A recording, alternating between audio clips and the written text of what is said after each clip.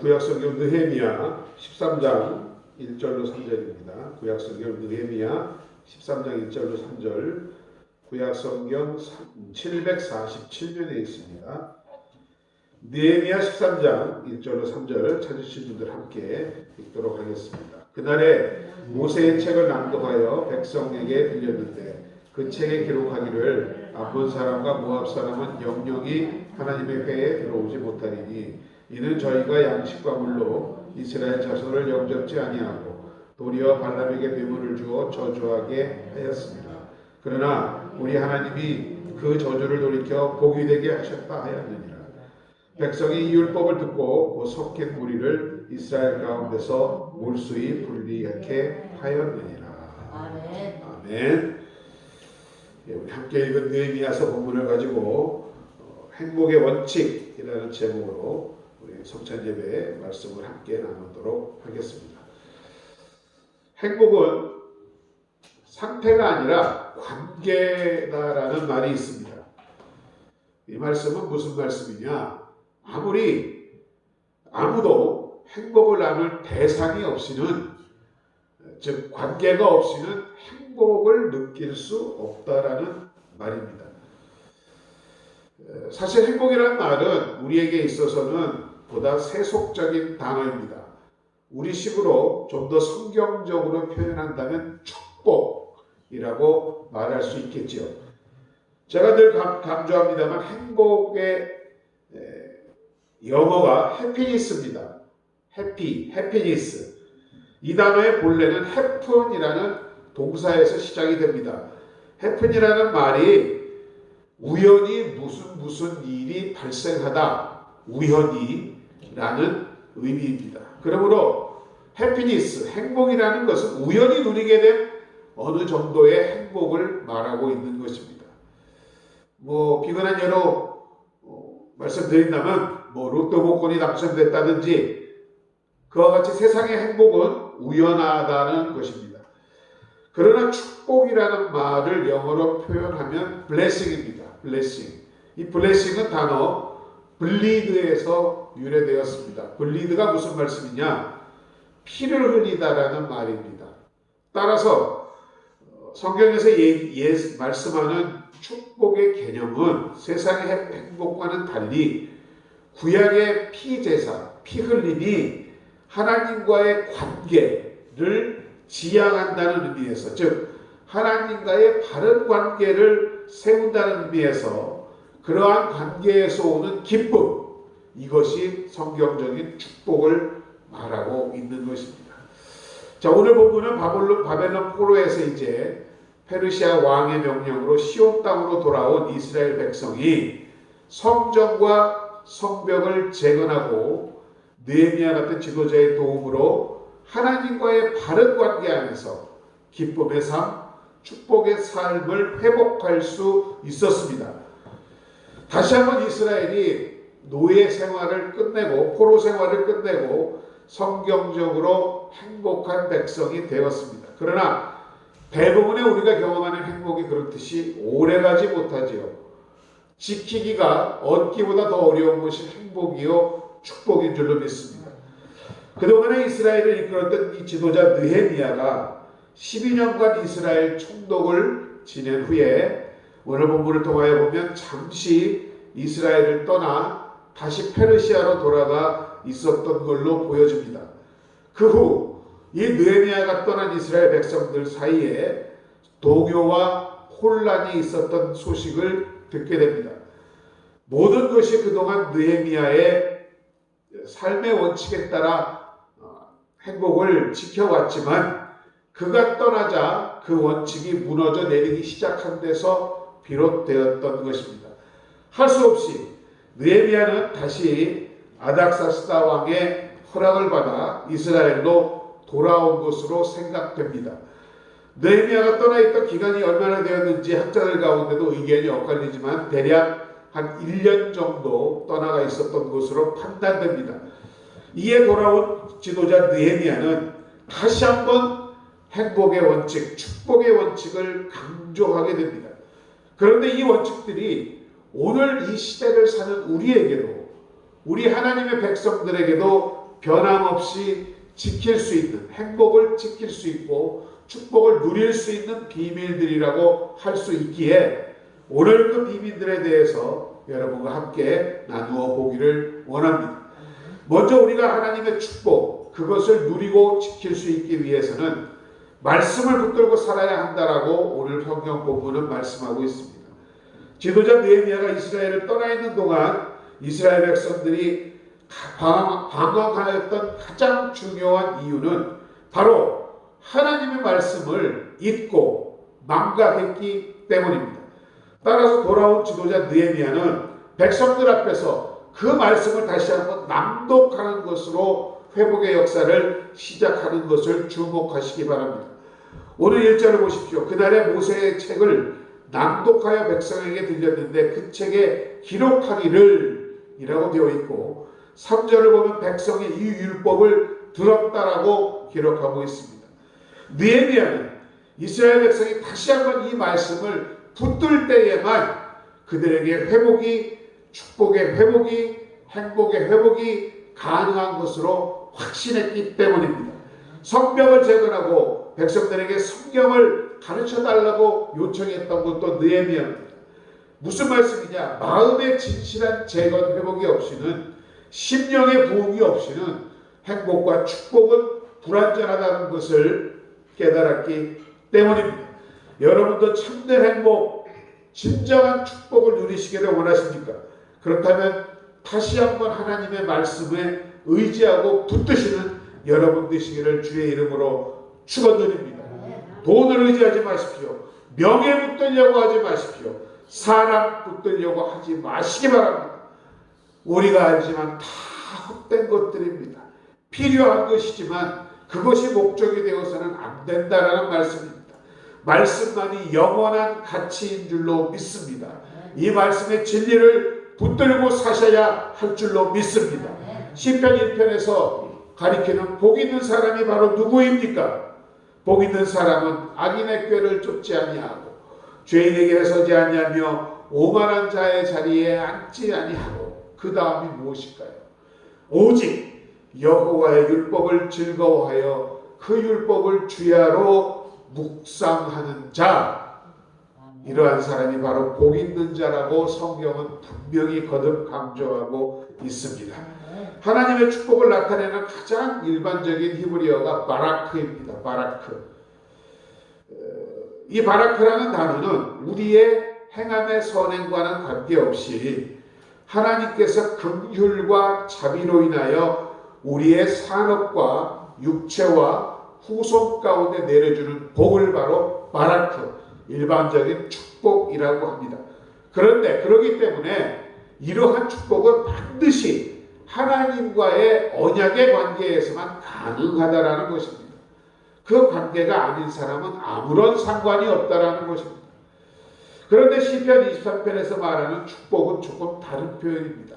아샤르라는 말을 쓰는데 이는 대개 하나님과의 인격적인 교제 안에서, 즉 그의 말씀에 순종하는 자들에게 대한 보상이라고 표현되어지고 있는 것입니다.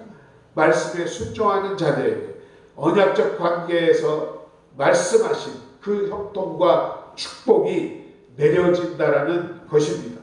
즐거워하여 그 율법을 주야로 묵상하는 자로다. 하나님의 율법에 대하여 기쁨으로 반영하는 것입니다. 억지로나 어거지가 아니라 정말 하나님의 말씀으로 마음의 기쁨을 누릴 수 있어야 한다는 것입니다. 그리고 그 율법적 관계를 맺으며 사는 삶을 이야기합니다. 여호수아 1장 8절은 말씀하지요. 이 율법책을 내 입에서 떠나지 말게 하며 주야로 그것을 묵상하여 그 안에 기록된 것을 다 지켜 행하라. 그리하면 내 길이 평탄하게 될 것이며 내가 형통하리라. 뭐라고요? 묵상하여 지켜 행하면 여러분의 길이 평탄하게 될 것이며 여러분 모두가 형통하리라고 하나님이 약속하시는 줄로 믿습니다. 성경적으로 행복한 축복된 사람은 바로 하나님의 말씀을 즐거워하여 그 말씀을 묵상하고 그 말씀에 따라 살고자 노력하는 사람입니다. 그 사람에 대한 약속이 무엇이라고 시편에서 말씀합니까? 저는 시냇가에 심은 나무가 시절을 쫓아 과실을 맺으며 그 잎사귀가 마르지 아니함 같으니 그 행사가 다 형통하리로다. 얼마나 큰 축복입니까, 여러분?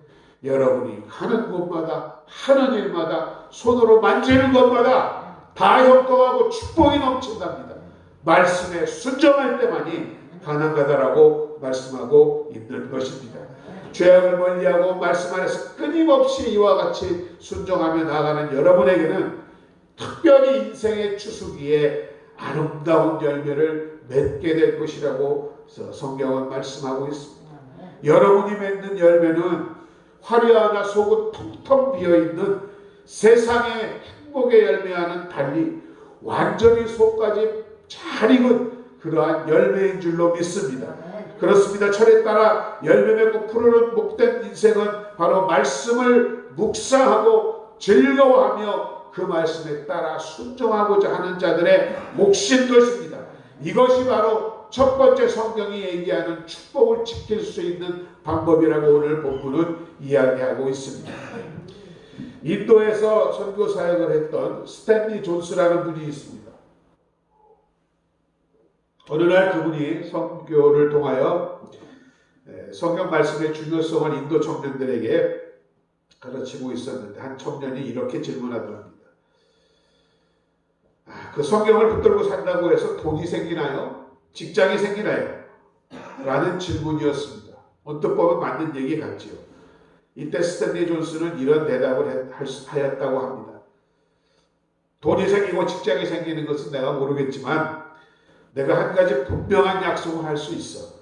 그것은 무엇이냐면 당신이 만약 말씀을 붙들고 산다면 그때부터 그 말씀이 당신을 붙들고 인도하실 것이네 라고 이야기했다라고 합니다.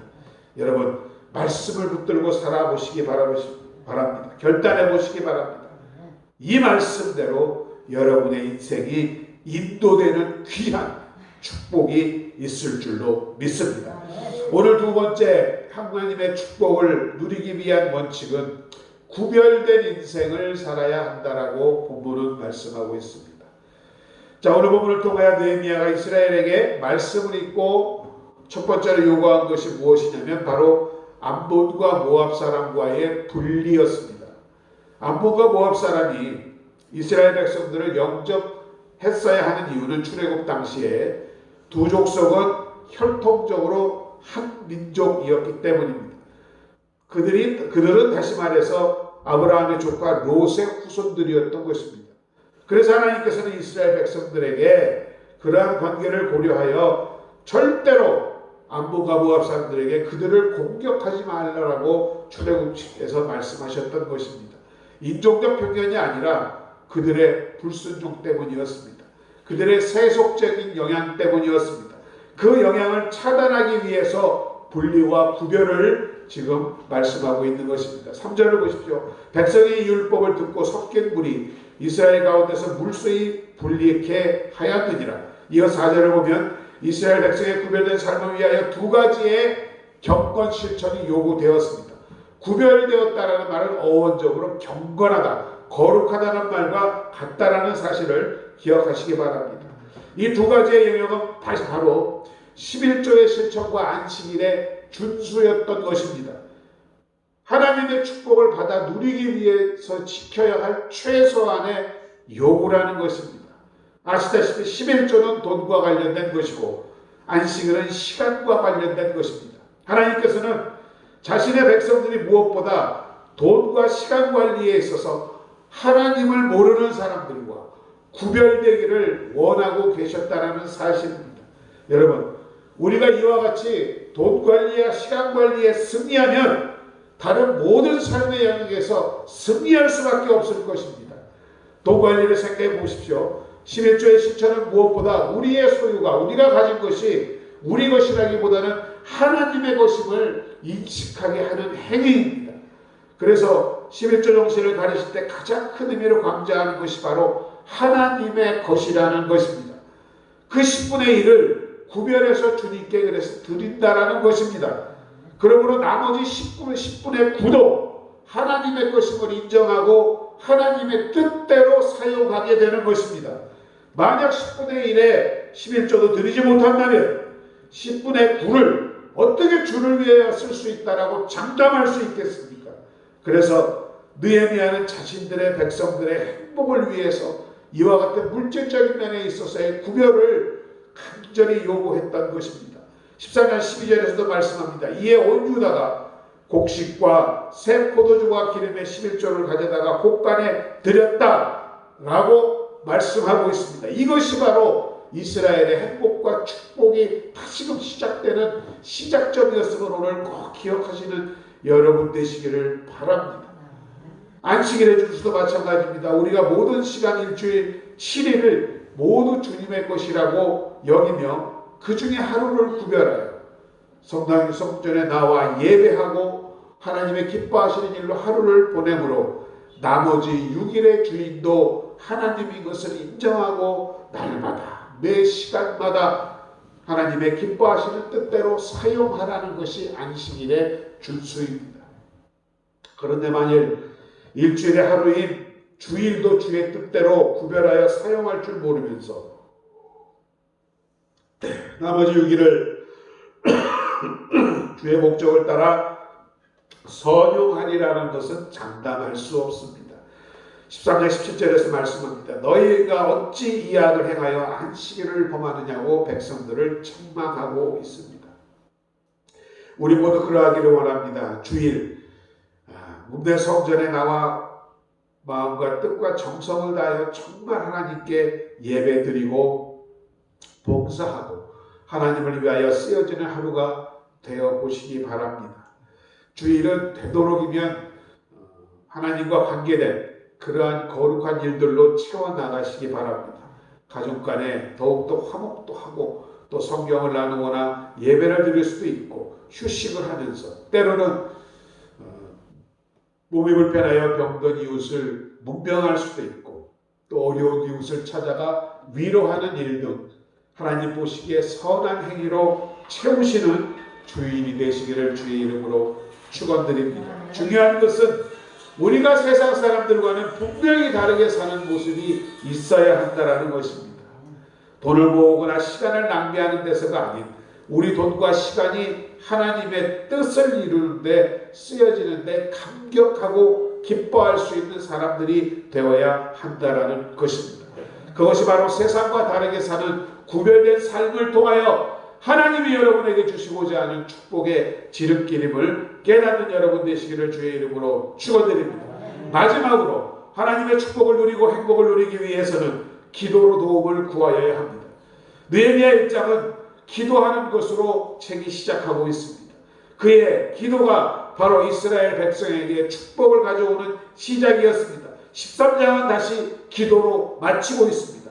나를 기억하사 복을 주옵소서. 31절에 기록되어 있습니다. 이와 같이 느헤미야의 기도는 단순한 자신의 기도만이 아닌 공동체 이스라엘의 리더로서의 그가 사랑하는 백성들의 축복이 지켜지도록 도움을 구하는 기도였습니다. 진심으로 마음을 붙들고 하는 기도였습니다. 그래서 그 말미에 최선을 다하여 그의 기도를 하고 있는 것입니다. 같은 기도의 내용이 계속해서 반복되고 강조된 이유가 바로 이것입니다. 성경은 우리에게 가르칩니다. 쉬지 말고 기도하라고 합니다. 왜냐하면 우리 인생이 쉴 수 없는 날마다의 새로운 도전을 받고 있기 때문입니다. 그것이 살아있다라는 증거 아닙니까? 그러기에 여러분 어제의 기도로 오늘을 살아간다가 생각하시면 착각인 것입니다. 어제 먹은 양식은 어제의 것이고 오늘 것과는 다르다는 것을 알아야 할 줄로 믿습니다.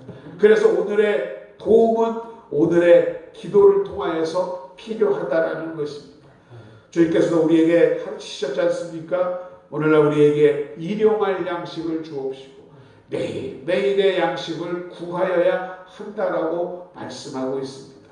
그러므로 축복을 누리고 지키기 위해서 기도의 도움을 구하며 사는 것은 당연한 것입니다. 여러분, 나도 모르게 기도를 그치는 순간 여러분 스스로가 인간의 수단과 방법 그리고 사람에게 의지하게 됨을 깨달으시기 바랍니다. 그 순간 우리는 하나님 백성으로서의 정체성, 그리스도인 다음을 잃어버리게 되는 것입니다. 그러면 그 순간 우리는 세상 사람과 다를 것 없습니다. 하나님과 관계없는 사람이 되는 것입니다. 그러하기에 우리의 행복을 지킬 수가 없게 되는 것입니다. 스스로가 그 축복을 포기해버린 것입니다. 행복의 근원이신 하나님을 버린 것입니다. 그날 그런 모습 가운데 우리의 모습이 있지 아니한지를 이 시간 다시 한번 기억하시는 여러분 되시기 바랍니다. 진정으로 여러분이 하나님 안에서 바로 서고 하나님의 말씀에 순종하며 또한 기도함으로 나아갈 때만이 여러분의 모든 일거수일투족, 모든 인생사, 그 모든 것들이 하나님의 것이 되어서 하나님의 도와주심으로 영원하고 온전하고 완전한 열매 맺는 축복된 인생이 될 줄로 믿습니다. 오래전 이탈리아의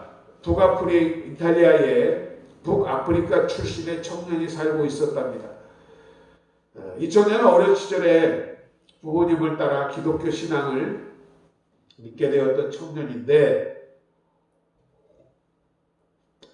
시간이 지나 청년이 되고 자라나면서 기독교 신앙을 떠나고 이단에 빠지고 방탕한 생활을 하였다 합니다.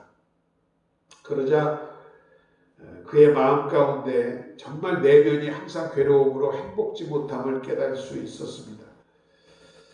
그날따라 그런 자기의 내적인 그런 허무함을 달래고 있는 순간 우연히 이 밖에서 놀고 있는 아이들의 소리가 들리더랍니다. 그런데 그 소리는 물론 이태리어였겠죠. 톨레레게라며 아이들이 목소리 높여 놀고 있었더랍니다. 그 내용은 펴서 읽어보아라. 물론 아이들의 소리가 그렇진 않았겠죠. 그러나 이 청년의 마음 가운데 그렇게 들렸던 것입니다. 하나님의 말씀을 펴서 읽어보아라. 그때 먼지 수북이 쌓인 한쪽 구석에 있는 성경을 그가 들었습니다. 그리고 그 먼지를 털고 펼쳐서 읽었습니다. 마침 그 읽었던 부분이 로마서 13장 12절의 말씀이었다고 합니다. 밤이 깊고 낮이 가까웠으니 그러므로 우리가 어둠의 일을 벗고 빛의 갑옷을 입자. 낮에와 같이 단정히 행하고 방탕과 술 취하지 말며 음란과 호색하지 말며 쟁토와 시기하지 말며 오직 주 예수 그리스도로 옷 입고 정욕을 위하여 육신의 일을 도모하지 말라. 나의 지금 심령의 무게가 어두운 이 마음이 바로 이러한 일에서 옴을 그를 깨닫고 그 자리에 무릎을 꿇고 눈물을 흘려 기도하기 시작했다라는 것입니다. 그 순간 그 청년은 이 어두운 세상과 결별하겠다고 그를 다시 찾아오신 주님께 약속을 하였던 것입니다. 얼마 동안을 기도하고 일어섰을 때 그는 더 이상 방탕과 이단에 빠진 옛사람이 아니었습니다. 그가 바로 기독교 역사상 가장 위대하고 영향력을 끼친 바로 성 어거스틴이었습니다. 그의 찬해록에 기록된 내용이었습니다. 여러분, 여기서 우리가 주목할 것, 그날 그에게는 세 가지의 결단이 이루어졌던 것입니다. 첫째, 거룩한 말씀을 붙들고 살겠다라는 결단이었습니다. 둘째, 그러한 삶을 위하여 세상과 구별되게 살겠다라는 것이었습니다. 셋째, 기도의 무릎을 꿇기 시작한 것이었습니다. 바로 오늘 느헤미야가 이스라엘의 참된 축복과 행복을 위하여 강조했던 그 세 가지의 결단이 오늘 이 어거스틴에게도 있었던 것입니다. 말씀을 마칩니다. 사랑하는 성도 여러분, 오늘 동일한 행복이, 축복이 여러분과 저에게도 찾아올 수 있다는 사실을 믿으시기 바랍니다. 여러분이 말씀을 붙들고 살기를 결단만 하면, 그리고 그 말씀의 인도에 따라 세상과 구별하여 살아가기로 결심하시면 날마다 매 순간마다 우리 삶의 구주요 주님 되신 주 예수님과 하나님의 도우심을 기도로 구하기로 살기로 결단하는 그 순간 이미 여러분은 영원한 축복과 행복 가운데 들어선 줄로 믿습니다. 그 행복을 주 안에서 누리시며 더욱 하나님께 영광을 돌리실 수 있는 복된 여러분들 되시기를 주의 이름으로 축원드립니다. 아버지 하나님 은혜와 사랑을 감사드립니다. 귀한 성찬주일 오늘도 아버지 하나님 말씀을 통하여 깨닫게 하여 주시니 감사드립니다. 진정 우리에게 필요한 것이었습니다. 주의 말씀을 깨달아 분별하여 붙잡고 살 수 있는 우리 되게 하여 주시고 우리가 또한 세상 사람과 구별된 삶을 통하여 하나님을 기쁘시게 함으로 하나님의 뜻이 우리 가운데 이루어질 수 있도록 하시며 또한 날마다의 기도를 통하여 하나님과 동행함으로 주님의 놀라운 예비된 언약과 축복의 삶들이 우리와 우리 자녀들 가운데 넘쳐나게 하여 주시옵소서. 예수님의 이름으로 감사드리고 기도드립니다. 아멘. 이 시간 우리 묵상으로 잠시 기도하면서 성찬을 준비하도록 하겠습니다.